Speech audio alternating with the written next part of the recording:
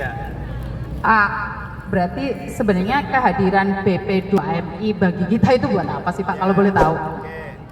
BP2MI adalah lembaga yang ditunjuk negara untuk pelindungan sudah pasti.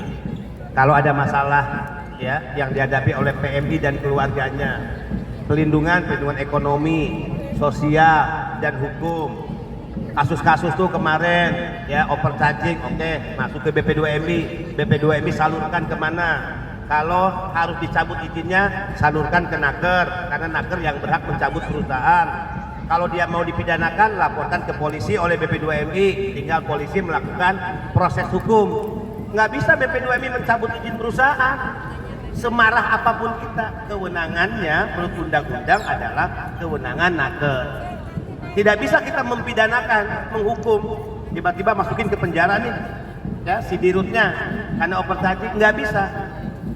Kita melaporkannya ke kepolisian, biar kepolisian yang melakukan proses. Jadi kita hanya mengatur terkait pelindungan dan penempatan. Penempatan terkait tadi, satu, BP2MI memeriksa dokumen. Udah lengkap belum? Oke, lengkap nih ya, lengkap nih. BP2MI melakukan OPP. Ingat nggak OPP? Kalau dulu tuh pra penempatan, PAP, ingat kan? Hanya itu loh BP2MI, memeriksa dokumen, PAP. Ya sudah selesai, hanya itu. Ya, tadi itu kalau BPJS, Mbak Yuni, kalau tanya ke saya, Pak Beni idealnya BPJS seperti apa sih? Kalau saya, cukuplah dia membayar BPJS ketika pertama kali dia berangkat, selamanya. Selama dia di luar negeri nggak mulai dibayar BPJS. Kalau menurut saya, kalau saya ditanya kenapa Mbak Beni begitu, ini kan perlindungan negara. Iya, perlindungan negara, tapi sepanjang mereka kerja di Hong Kong, mereka juga dapat asuransi. Di sini kan, ya udah ngapain lagi, mau ditagih lagi. Kalau saya, persoalannya BPJS bukan aturan main saya. Paham? Nah, kalau tanya ke saya, ngapain bayar lagi? Tiap selesai kontrak bayar lagi, setiap selesai kontrak bayar lagi. Belum kita bingung bayar di mana, loh kantor juga nggak ada di Hong Kong, ya kan? Aplikasi juga nggak pernah disosialisasikan ke kita, kan gitu ya?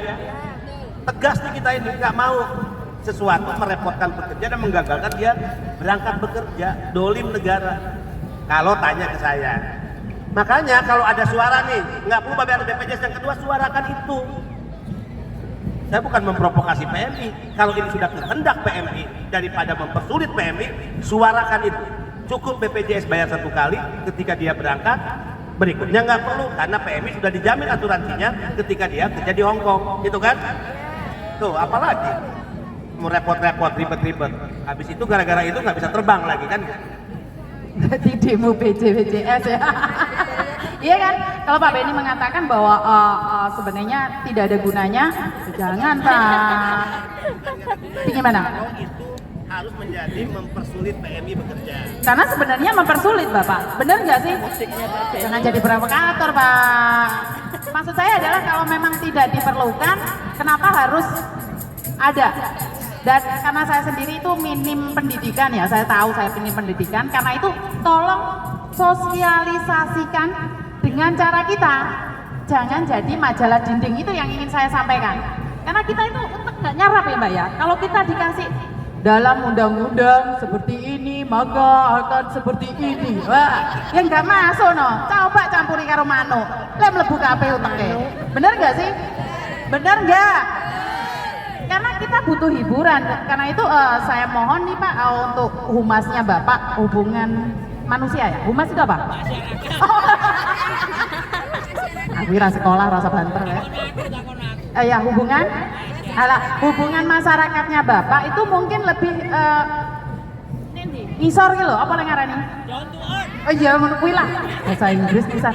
Maksudnya lebih ke bawah gitu loh. Tanggung jawab apa? Telepon dia sekarang, bilang saya lagi di Hong Kong, ada permintaan dari PMI, lo datang ke sini BPJS sosialisasi di hadapan PMI. Betul. Karena gini, urusan BPJS kok kita yang sosialisasi, kita yang digebukin, padahal kerjaan dia tuh. Lo udah makan uang banyak dari PMI, Tahu nggak kalau saya buka berapa uang PMI yang udah masuk di BPJS? Hampir 520 miliar. Ya. Kemudian yang klaim asuransi dari PMI baru berapa? Baru 32 miliar. Untung banyak tuh. Terus masa nggak ada anggaran sosialisasi? Masa nggak ada anggaran bangun kantor di Hongkong BPJS? Ya. Nah, kita telepon nih orang BPJS-nya. Kita tes dia ngomong apa nih? Nyambung nggak, Pak? Nyambung.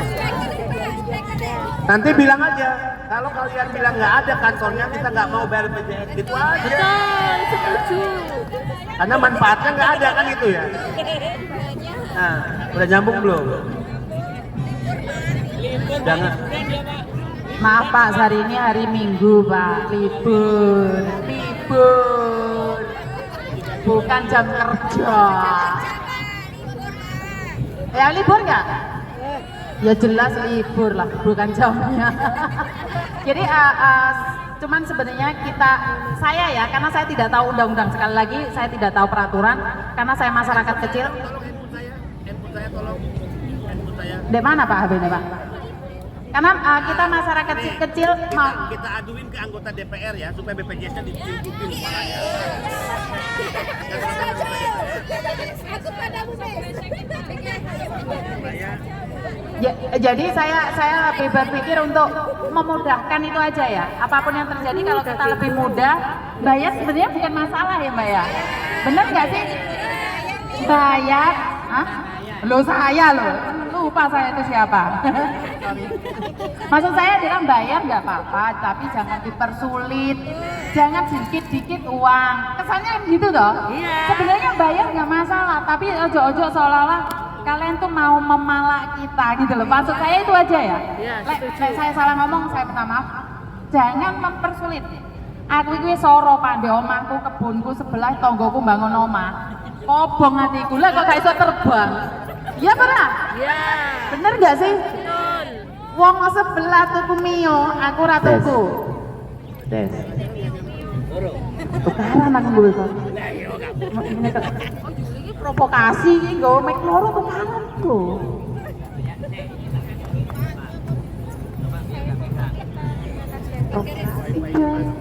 Wifi-nya nggak ada, tethering.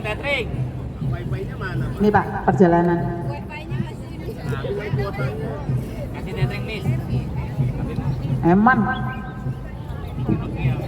Alah, direwangi menit ra juga. Java teh. Udah Pak, pelan-pelan Pak. Jadi sebenarnya saya pribadi itu merasa bahwa yang penting dipermudah, kenapa dipersulit itu aja sih. Iya. Jadi prinsipnya kalau nggak usah riwa-riwi. Kalau saya pribadi masukin kontrak sekalian sama BPJS, kenapa sih? Benar nggak sih?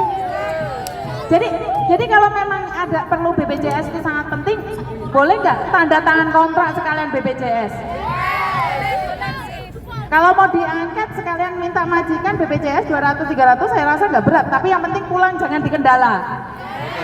Oke, sebentar, Miss. Ngajak tukaran ya? Iya, jelas. Jadi gini, kalau ada keberatan dari teman-teman, kalau kita bersuaranya bareng-bareng, Sampaikan. itu kan enak. Misalnya hashtag, Tetringin HP-mu gue lho, coba dipedit kon. gak enak gue. Yul, tetring ke Yul, ini medit men dah soge. Gak cukup. Loh.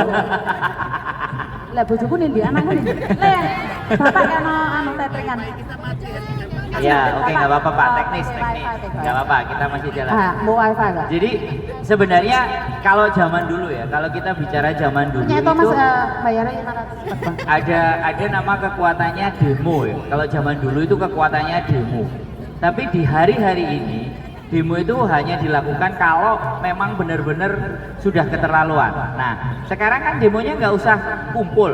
Kalian hashtag, ya kan? Ciptakan hashtag, kemudian share, tag nama orang-orang yang berkepentingan, selesai loh. Dan kalau dengan kekuatannya seluruh PMI Hongkong, woi, 250.000 guys. Kita itu gampang sekali diporak-porandakan itu karena susah bersatunya. Semuanya kepingin bahwa dianya yang paling di atas. Nah, ini susah nih gini. Tapi sebenarnya saya pribadi kalau orang di atas malah seneng loh Mas Andra. Jadi kan sasaran tembaknya nggak ke saya. Iya, persoalannya pada saat yang punya pikiran kayak dirimu itu cuma satu gitu. Kalau yang punya pikiran kayak dirimu itu 100 apa 200, kira-kira bisa membayangkan nggak? Persatuan kita Nah, pastinya lebih baik lagi. kita kan jadi orang down to earth. Terus sekali lagi ini bukan datu Randewo kontrol. delosor. Jadi kalau jadi orang kan memang merendah, karena dengan merendah itu tidak ada orang lain lagi yang bisa merendahkan karena sudah rendah. Sudah rendah apalagi yang direndahkan. Jadi yang saya harapkan sekali lagi buat teman-teman, benar yang tadi disampaikan Miss Yuni, jangan sampai kita terprovokasi. Jadi itu saja. Terus sekarang yang menjadi problem di kita adalah begini nih ceritanya. Hong Kong itu sejak tahun yang zaman dulu dan tahun zaman sekarang, Hong Kong itu terjadi sirkulasi, bener nggak? Jadi gini, orang yang dulu datang sekarang sudah misalnya 17 tahun, 20 tahun, tapi ada yang baru masuk 1 tahun, 2 tahun, ada nggak? Ada kan? Dan itu bersirkulasi kan, bersiklus. Nah, dengan adanya konten itu harapannya yang baru ini bisa belajar dari yang lama.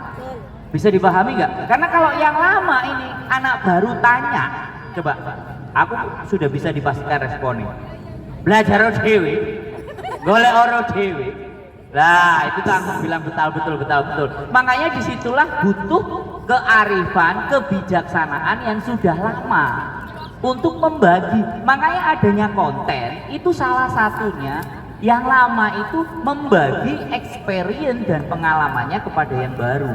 Tujuannya agar yang baru itu tidak terjerumus kasus-kasus masalah-masalah yang lama, dan itu butuh kebesaran hati teman-teman ini semuanya.